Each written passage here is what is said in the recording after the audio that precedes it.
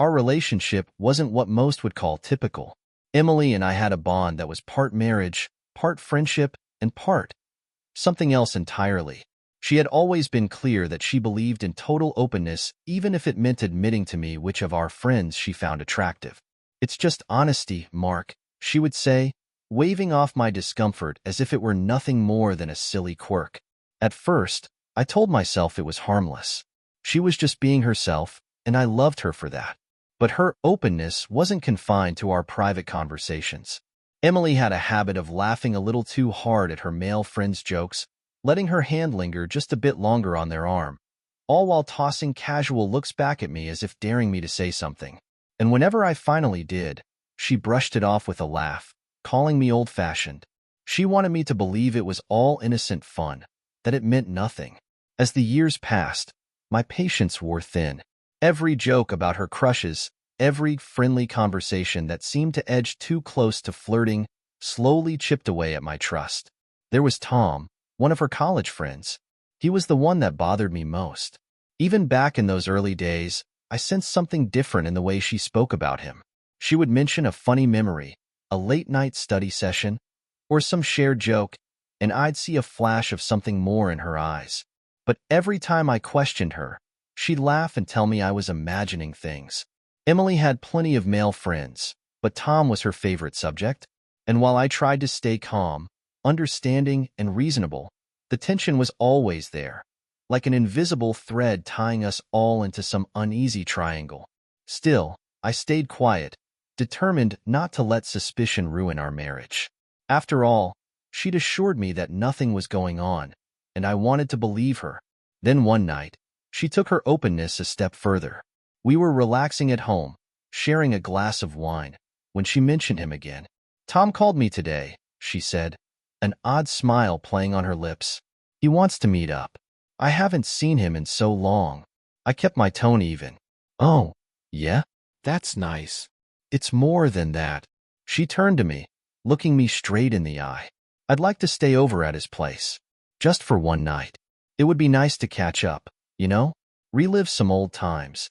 Her words hung in the air, so casual, as if she were telling me she planned to visit her mother. I was floored, feeling the anger and confusion boiling inside me. She was watching me closely, her eyes daring me to react. I took a breath, trying to keep my voice steady.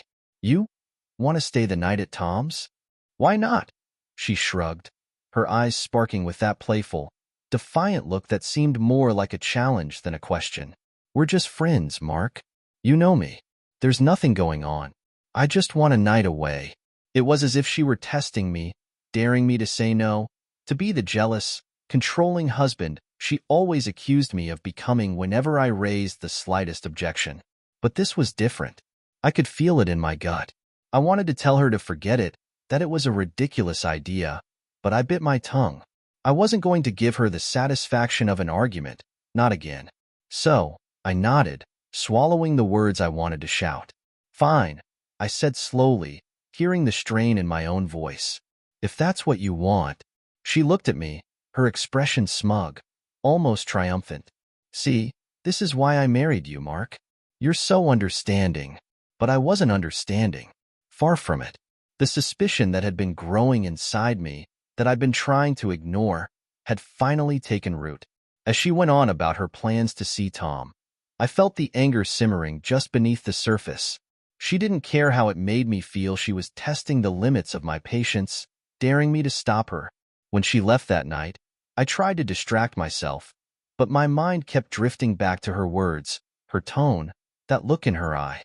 It was as if she wanted me to feel every bit of the unease she'd planted. The silence in the house that night was deafening.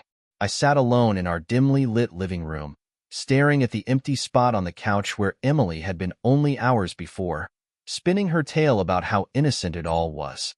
"Just friends," she'd said, her smile almost daring me to believe it. But the unease crept in, gnawing away at my resolve to play it cool. The longer I sat there, the more I realized that I couldn't just ignore this. I scrolled through my phone, absently considering calling a friend, but what could I say? That my wife was spending the night with her old college friend and I had agreed to it? The thought felt ridiculous. I tossed my phone aside and poured myself a drink, hoping it would calm the thoughts swirling in my mind. But I couldn't shake the memory of how Emily had said it. That confident, almost mocking tone, like she knew exactly how it would affect me and didn't care. All those years of small jokes, of her so-called honesty about her attractions, had been building to this moment. Maybe I'd been naive. I'd played along, letting her believe I was fine with it, but inside, my patience was wearing thin. As the clock ticked on, my imagination began to fill in the blanks. What if they weren't just catching up over coffee? What if those old times they wanted to relive weren't as innocent as she claimed? The wine wasn't helping anymore. I needed answers, not assumptions. I thought about calling her, just to check in, but I stopped myself. I couldn't let her see how much this was bothering me, or she'd just accuse me of being paranoid. Instead, I decided on a different approach. I picked up my phone and opened my messaging app. I reached out to a friend we both knew, a friend who, if things were out of the ordinary, might know. I typed a quick message, asking casually if he'd seen Emily around that evening. A harmless question. The minutes stretched on like hours as I waited for a reply, pacing around the living room. I knew it was a long shot, but I needed some clue that might tell me if I was reading too much into things, or if my gut instinct was right. When the reply finally came, my heart skipped a beat. Yeah, I saw Emily out with some guy tonight at that new bistro downtown. Looked like they were having a pretty cozy dinner. Why? I felt a sharp pang in my chest, my pulse quickening. I forced myself to reread the message, letting the words sink in. A cozy dinner? That didn't sound like the casual meetup she described. She'd never mentioned dinner. She'd acted like she was just staying over to catch up with an old friend, like it was nothing, something she barely even cared about. But a cozy dinner didn't fit that picture. My hands tightened around my phone as I imagined them sitting together, laughing and reminiscing. Maybe they were just catching up, I tried telling myself, but the thought felt hollow. Deep down, I knew this wasn't just me being paranoid. There was something here, a truth she wasn't telling me, one she didn't want me to see. I poured another drink, but it didn't do much to dull the anger building inside me. All the openness she had insisted on, the way she'd laughed off my concerns, this was where it had led us. I'd been the patient, understanding husband, trusting her when she promised it was all just harmless fun. But now, I was beginning to feel like a fool. And yet, I knew I couldn't confront her right away. I'd learned that lesson too many times. She'd just turn it back on me, accuse me of being insecure or jealous, and somehow, I'd end up being the one apologizing. No, this time would be different. I needed to know for sure. I needed something undeniable. As the hours dragged on, I made a decision. If Emily wanted to play games, I'd play along too, but I'd do it on my terms. The next day, I tried to go about my routine as if everything was fine. I buried my suspicions and kept a calm face. But inside, my mind was already working through the next steps. I remembered that one of her close friends, Rachel, sometimes shared too much when she drank, and maybe she had a thing or two she hadn't told me about Emily's nights out. I'd start there. Later that evening, I called Rachel, keeping the conversation light and friendly. We chatted about work and recent plans, and I gradually shifted the topic to Emily. I mentioned she'd gone out the previous night, making it sound like I was merely curious. Rachel hesitated for a moment, but a few drinks in, she started talking. Oh, yeah, Emily and Tom, those two are so close, she said, laughing a little too hard. I told her it's like you're her husband, but he's her boyfriend. I clenched my jaw, keeping my voice steady. Oh, really? I didn't know they were that close, I replied, trying to sound nonchalant. Oh, yeah.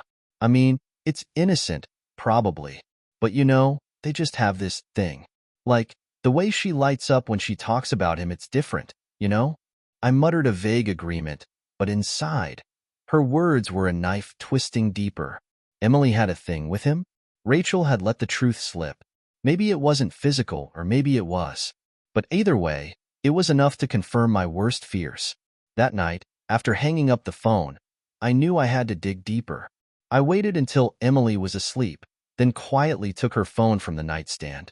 My heart pounded as I scrolled through her messages. There wasn't much with Tom, just the usual friendly texts. But the conversations didn't feel right.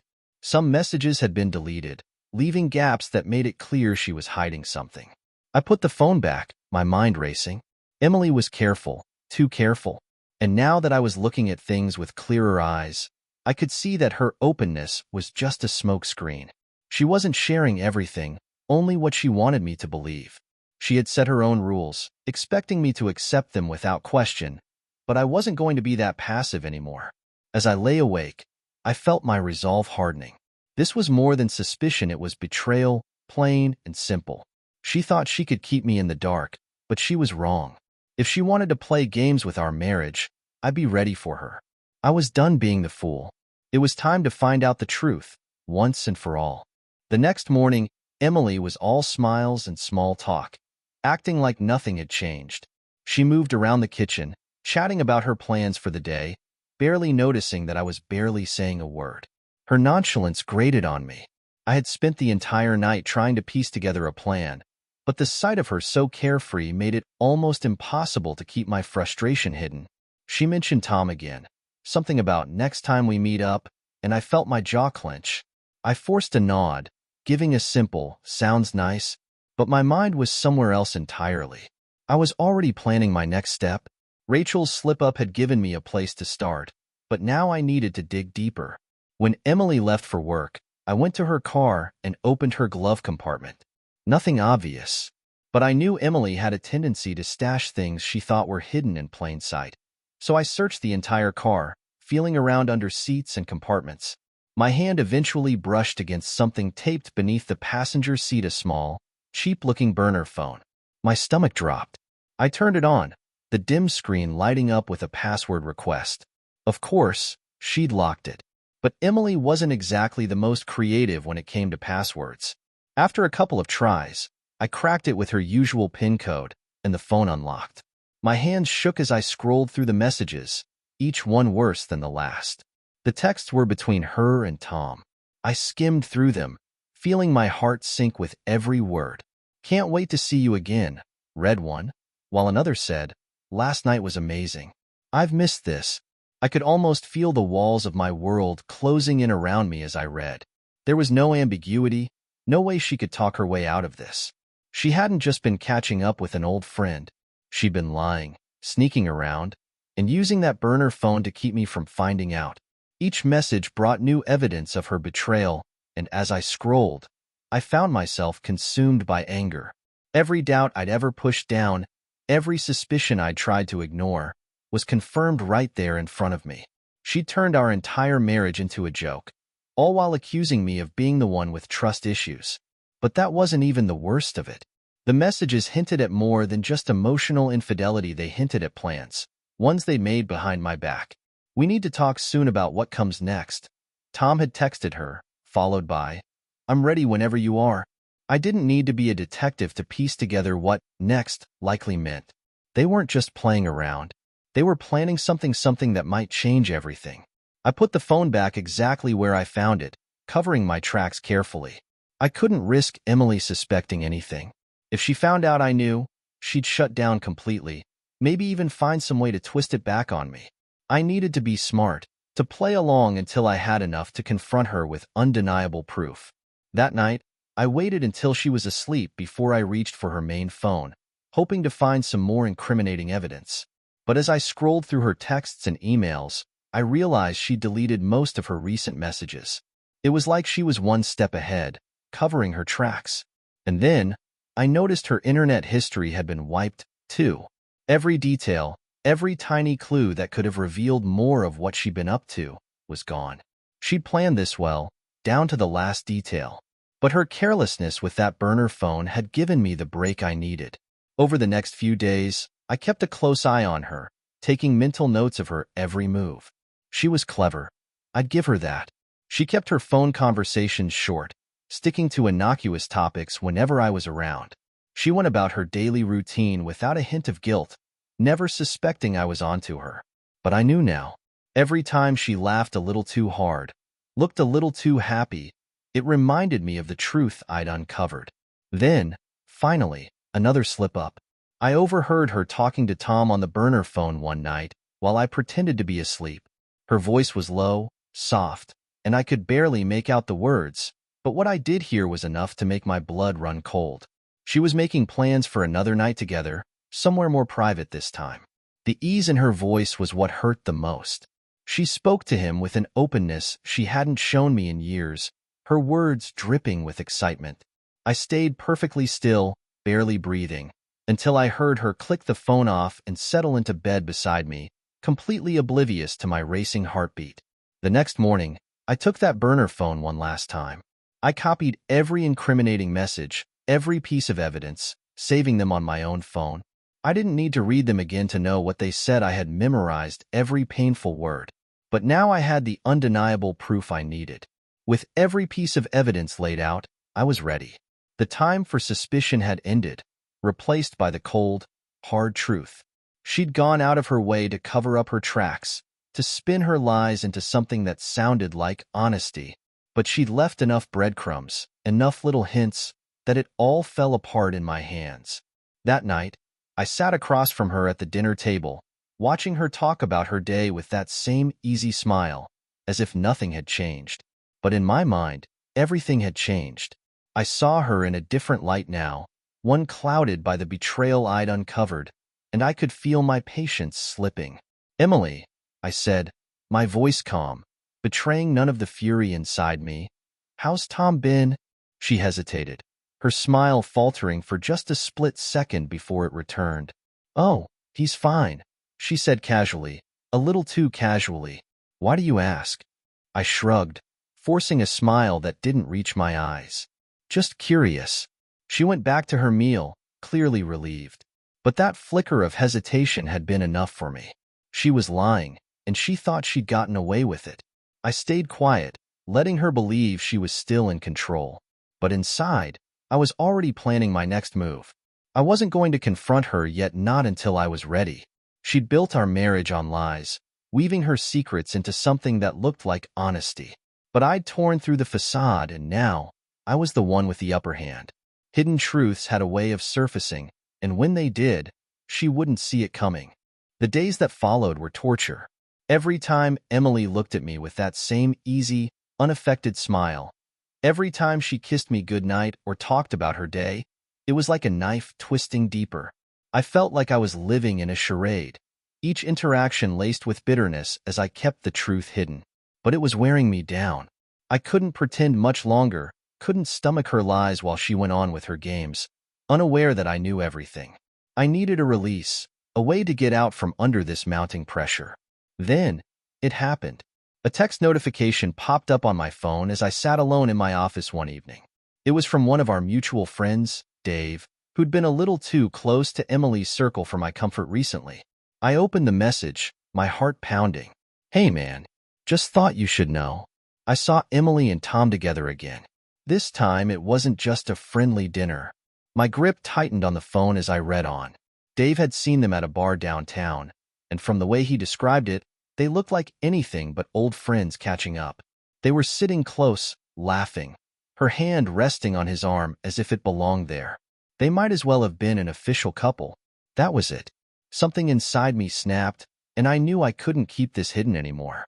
All the times I'd bitten my tongue, let her taunts and excuses pass, they had finally taken their toll. I was done. When Emily walked through the door that evening, she acted like it was any other day, her voice bright as she called out to me. But there was something in her tone that felt forced, too smooth, like she was trying to play her part in this twisted game she thought she was winning. I waited until after dinner, letting her believe everything was normal. When we were both sitting in the living room, I finally spoke up. "So, Emily," I started, keeping my voice calm, "how was your day? Did you meet with anyone interesting?" She looked up, a flicker of something crossing her face, surprise, maybe, or guilt. It was gone in an instant. "No, just the usual," she said, shrugging. "Why do you ask?" "I don't know," I replied, shrugging back, keeping my tone light, almost casual. "Just thought maybe you saw someone. Like Tom." Her face went still.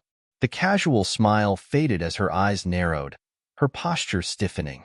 "Why are you asking about Tom?"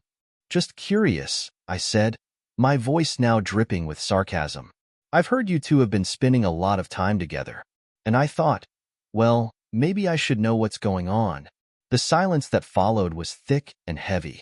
Her expression shifted from surprise to anger, her face darkening.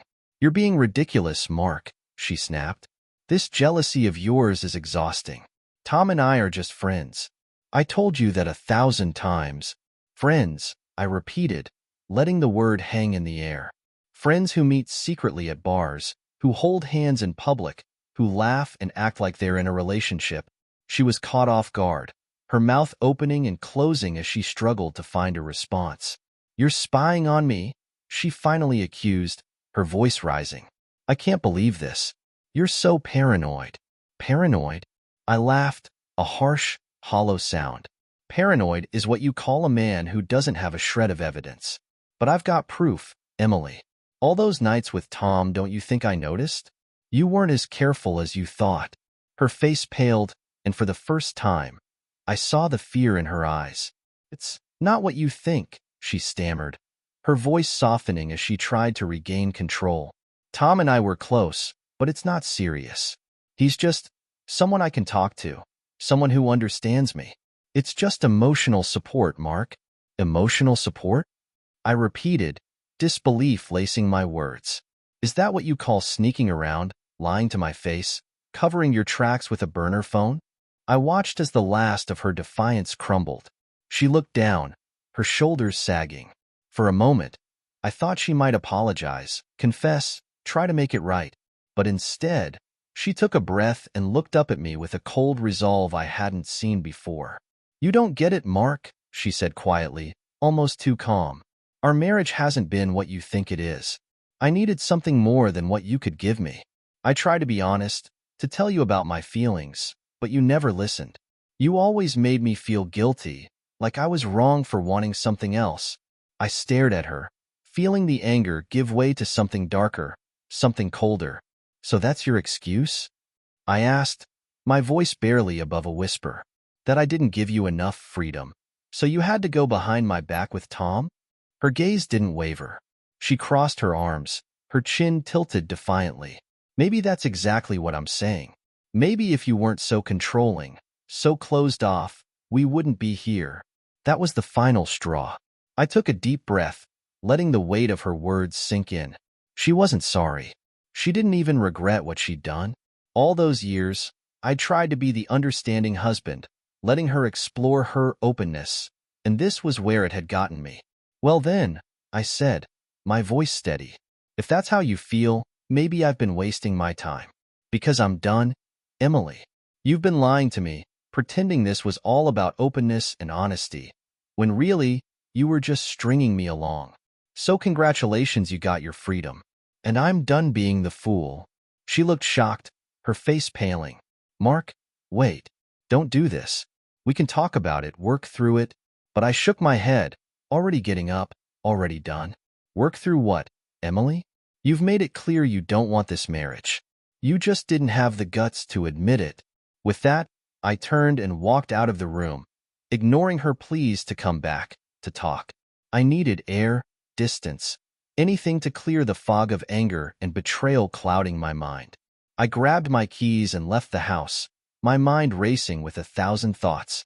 I didn't know where I was going, but I knew one thing: I couldn't be under the same roof as her. Not now. Not after everything. I drove through the city, my mind spinning, hands clenched on the steering wheel. The conversation with Emily replayed over and over, each word tightening the knot of anger in my chest. I had given her everything. I had patience, loyalty, support, and she'd thrown it back in my face, twisting our marriage into something unrecognizable. The betrayal was too deep to ignore, and I felt something inside me harden, shift. She had taken my trust and thrown it away. Now, I was done being the good guy. I wasn't far from the office, so I headed there, knowing it would be empty at this hour. I needed space to think, a quiet place to let the storm of anger and betrayal run its course. But I knew deep down that anger alone wasn't enough. I needed something more, something that would let me reclaim control. That's when Amanda crossed my mind. She was a coworker who'd shown more than a passing interest in me over the past few months. I'd always kept things strictly professional, barely noticing her hints, politely brushing off her flirtations. After all, I was a married man. But tonight, I felt differently. Emily had torn apart the marriage I'd been holding on to so tightly, had left me with nothing but lies. If she could toss our vows aside so casually, then maybe I could too. A part of me knew this was risky, that it might even make things worse. But the need for revenge, for some way to reclaim my pride, was stronger than any hesitation. I'd played by Emily's rules for too long, and look where it had gotten me. I pulled out my phone, scrolling to Amanda's contact, and sent a simple text. Up for a drink? It wasn't long before she replied with an enthusiastic, absolutely. Where should I meet you? We met at a small, quiet bar a few blocks from the office. Amanda was already there when I walked in, a wide smile spreading across her face as she saw me. She looked beautiful, vibrant in a way I hadn't noticed before.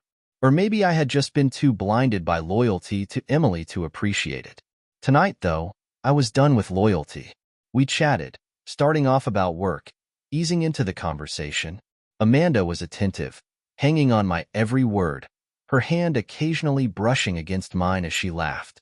The feeling of someone genuinely listening to me, showing interest, felt like a balm to my bruised ego. She didn't ask questions about Emily, didn't pry. She was just there, present in a way that reminded me of what I had been missing. One drink turned into two, then three. And with each one, the anger and betrayal I'd been feeling melted into something else, something I hadn't felt in a long time. By the end of the night, I didn't care about consequences, about the future, or even the past. I just wanted to feel that I mattered again. As we stepped out into the cool night air, Amanda leaned closer, her eyes searching mine. I could see the invitation there, in the way she smiled, the way her hand lingered on my arm. And in that moment, I knew exactly what I wanted. I didn't think of Emily or what she would think. I didn't think about anything except for the here and now. We ended up back at her place, and whatever guilt I might have felt vanished as I walked through her door. In that moment, it didn't feel like revenge or some calculated plan. It felt like freedom, a release from everything Emily's betrayal had bottled up inside me. The next morning, I woke up in Amanda's apartment, sunlight streaming through the window. I glanced over to see her still asleep, looking peaceful. Part of me expected regret to set in, for the weight of what I'd done to crush me. But all I felt was a strange sense of satisfaction, a sense that I'd finally taken back control of my own life. I left quietly, not wanting to disturb her, and headed home. As I walked through the door, the reality of what had happened hit me. I had done what Emily had feared, and what she had done to me.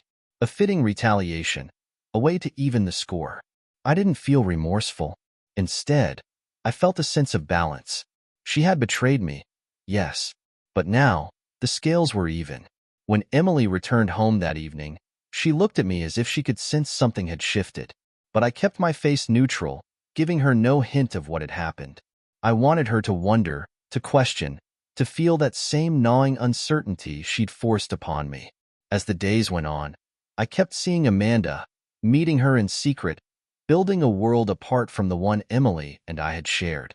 It was my sanctuary, a place where I didn't feel trapped in the ruins of a broken marriage. With Amanda, there was no pretense, no hidden agenda. She offered me a kind of honesty that Emily never had. And though I didn't fool myself into thinking it was love, it was enough. I felt lighter, more in control, as though I had finally stepped out from under Emily's shadow. But I wasn't ready to leave Emily just yet. I wanted her to feel the weight of her own actions, to realize that her lies and games had destroyed what we once had. Every time she glanced at me, suspicion flickering in her eyes, I felt a quiet satisfaction. I knew the truth would come out eventually, that she'd discover I had moved on, found someone who appreciated me. For now, though, I let her wonder, let her suspect. After years of letting her redefine the rules of our relationship, of letting her push boundaries and make excuses, I was finally writing my own rules. And the feeling was nothing short of liberating. In some twisted way, Emily had given me this gift, freedom from the loyalty that had kept me bound to a marriage built on lies. And as far as I was concerned, I was going to enjoy it. The time for pretending was over. I had played along, given her the same distance she demanded, and even the score in my own way. But the tension between us had grown thick, palpable, like a silent storm waiting to break. Every glance, every casual conversation felt like a standoff, each of us gauging the other, sensing there was something unsaid, something lurking beneath the surface.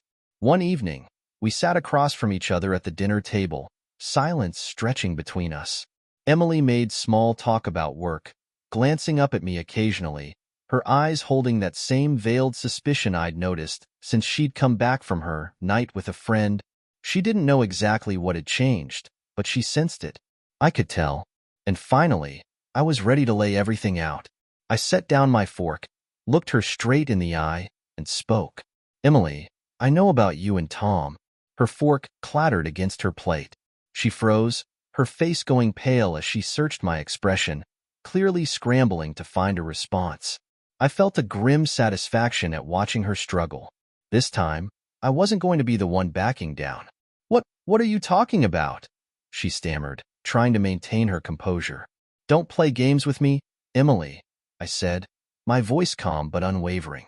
I know about the late-night messages, the burner phone, the secret meetings. I know everything. I leaned back, crossing my arms, waiting for her to make the next move. She sat there, stunned, her mouth opening and closing as she tried to form words. Mark, it's not what you think, she finally managed, her voice barely above a whisper. Tom and I were close, but it was just emotional. It never went beyond that. Emotional? I let out a bitter laugh. Emotional doesn't explain why you needed a separate phone to talk to him, why you were sneaking around. Emotional doesn't involve secret dinners, late nights at his place, or all the lies you fed me along the way. Don't insult me with that excuse. She shifted in her seat, her eyes darting away, guilt written across her face. I waited, watching as her mask of indifference crumbled. She couldn't hide behind her usual defenses anymore. Finally, she took a deep breath and looked at me, her eyes cold, resigned. Fine. Maybe I did have feelings for Tom, she admitted, her voice taking on a hard edge. Maybe I was looking for something that wasn't here. But you have no right to act all righteous, Mark. You were so checked out, so distant. You barely noticed I was even here. Her defiance sparked something in me, igniting the resentment I'd held back for so long. Distant? I shot back, my voice rising. How do you expect me to stay close to someone who constantly flirts with other men, who dismisses every boundary as old-fashioned? I gave you the benefit of the doubt every single time. Emily, I trusted you, and you turned it into a joke. Her eyes narrowed, and she fired back. You think this is all on me? You think you're innocent in this? You have no idea how suffocating it was, always feeling like you were judging me, waiting for me to mess up. I wanted freedom. I wanted to feel like myself again, and maybe Tom gave me that. Freedom? I repeated, incredulous. You wanted freedom? Then why didn't you just end it? Why drag me through your mess, playing this game and expecting me to be okay with it? She didn't answer, and for a moment, silence filled the room. I watched her, waiting for some sign of remorse, some flicker of regret. But her expression remained defiant, her silence confirming everything I had suspected. I let out a long, slow breath, feeling the weight of everything settle over me.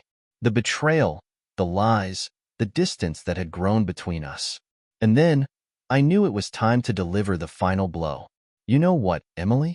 I said quietly. You're right. I did check out. And while you were sneaking around with Tom, I found someone else too. Her eyes widened, shock and confusion flashing across her face. What are you talking about? Amanda, I said, her name slipping out smoothly. My coworker. She actually listens. She doesn't play games. While you were busy with Tom, I found someone who actually respects me. For a moment, Emily just stared at me, processing what I'd said. The defiance drained from her face, replaced by hurt and disbelief. She swallowed hard, her voice shaking as she finally spoke. So, you betrayed me, too? I met her gaze, feeling the calm resolve settle within me. I did what I had to do, Emily. I wasn't going to sit here and keep letting you make a fool out of me. You wanted freedom, and I gave it to you. You wanted openness? Well, there it is. I'm done pretending this marriage was something it wasn't. Her eyes filled with tears, and for the first time, I saw the reality hit her. She had expected me to endure it all, to keep playing along with her game, but she hadn't prepared for me to step out of line. And now, the damage was done. She looked down, her voice barely a whisper. So, what now? What now? I echoed, feeling the finality of it sink in. Now, we move on. This marriage, whatever it was, is over. You got what you wanted, and so did I. I stood up, feeling lighter, freer than I had in years. I glanced back at her one last time, watching as she sat there, defeated, her bravado finally shattered. As I walked away, I felt no regret, no hesitation. The scales had been balanced, the truth laid bare, and for the first time in a long time, I felt like I was finally free. Leaving Emily alone at that table felt like closing the door on a chapter I'd been trapped in for far too long. The house was eerily quiet as I moved through it, gathering a few things I needed, yet I felt a sense of relief that I hadn't experienced in years. The truth had finally come out, and as painful as it was freeing. Emily stayed in the dining room, lost in her thoughts, and I knew there was nothing left to say. I had given her chance after chance, trusted her despite every warning sign. But now, I was done.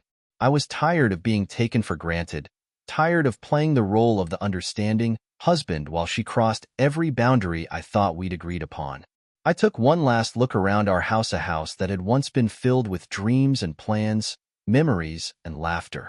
Now, those memories felt tarnished, each one laced with the betrayal she tried so hard to justify. But I was no longer clinging to those memories.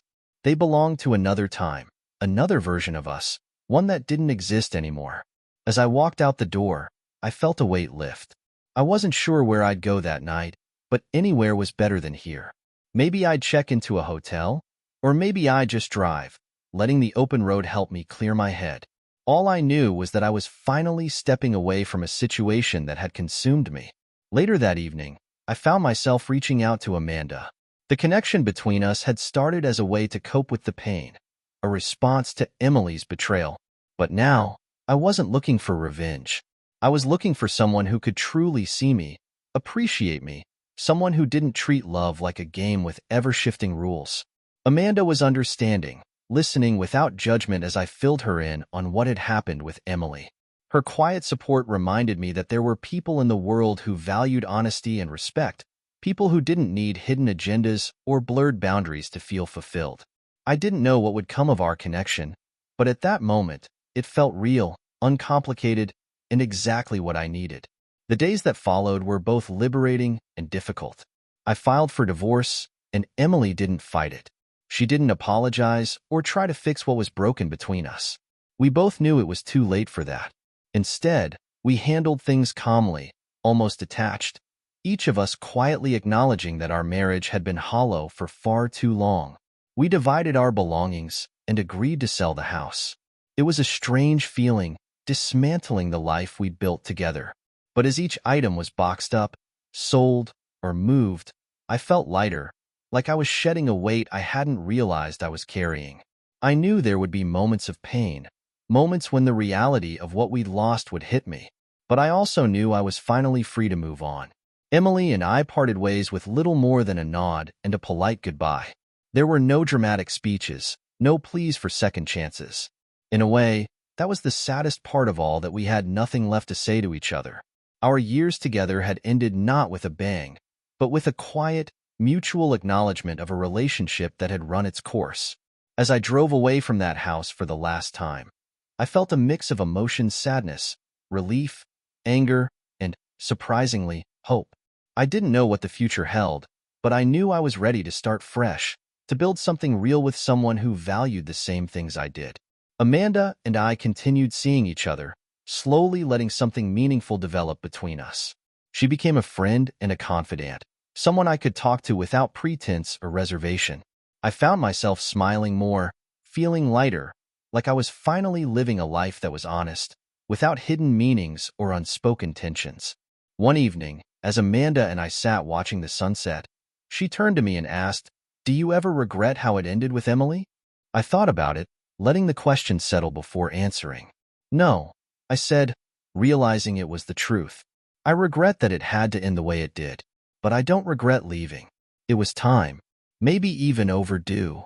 Amanda smiled softly, squeezing my hand. In that moment, I felt something I hadn't felt in years: peace. Real, genuine peace. The kind that comes from knowing you made the right choice, even if it was difficult. As the sun dipped below the horizon, I looked toward the future with a renewed sense of purpose. My marriage to Emily had taught me hard lessons about trust, respect, and the need to set boundaries. I wasn't the same person I'd been, but that was okay. I had found my strength again, my sense of self, and with it, the hope for a future filled with honesty and genuine connection. The past was behind me, a closed chapter, and as I looked at Amanda, I knew I was ready to start a new one that held the promise of something true.